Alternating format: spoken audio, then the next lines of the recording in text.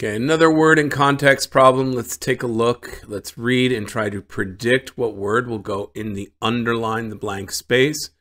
And we'll use word clues to try and figure that out. So let's take a look. For a 2020 exhibition, photographer and neurobiologist. So there's an interesting combination, photographer and neurobiologist. Don't see that every day. Such and such, blank, a series of new images. Introduced, displayed, showed, took a series of new images based on a series of alphabet posters from the 1970s known as the Black ABCs, which featured black children from Chicago. JFUS photographed the now adult models and layered the photos over magnified images of the model cells, resulting in what he called the micro and macro portraiture. So he took a series of photos of children in the 70s and took new photos of them as adults and blended them together somehow. So for this expedition, he mixed maybe a series of new images based on a series of alphabet posters. If his photographed the now adult models, so it might be mixed, right? He kind of mixed them together or put them together. Let's take a look. He validated? No, he made them, worthy or true. That's not right.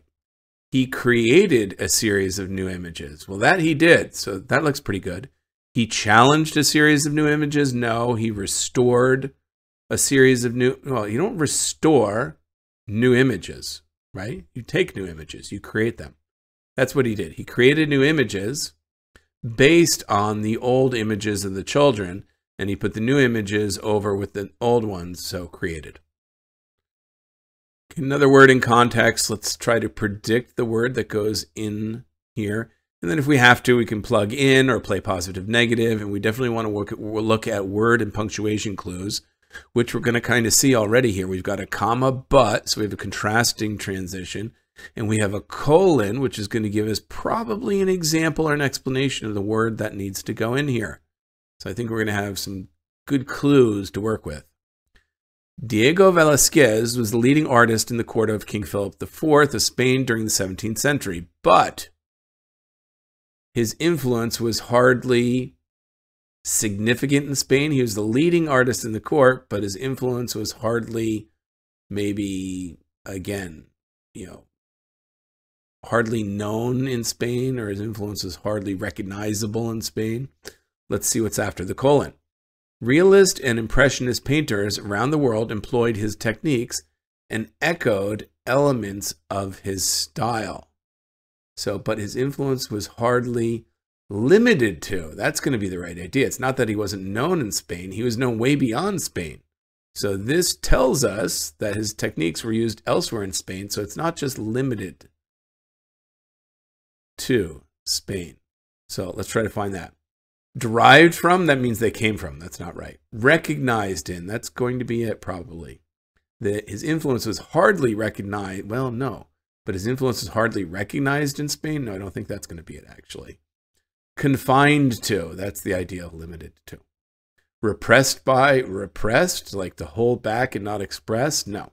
Confined to, it's the same idea as limited to. 28C. Okay, let's use our word clues to figure out the prediction for the missing word in context. The artisans of such and such guild in Nigeria typically blank the bronze and brass casting techniques, so maybe imitate, that's my first cut guess without much context, that have been passed down through their families since the 13th century. So it could be learn, possibly learn. But here's the contrasting idea. They don't strictly observe every tradition. Okay? For example, guild members now use air conditioning motors instead of handheld bellows to help heat their forges. So they typically follow, learn, imitate, recreate the old techniques, but now they don't follow all those traditions. So which one? Experiment with? No, not really experimenting with. It's not trying new things. Adhere to. That looks like it is. They typically adhere to or follow the bronze casting techniques that have been passed down through the families. That's going to be the right idea.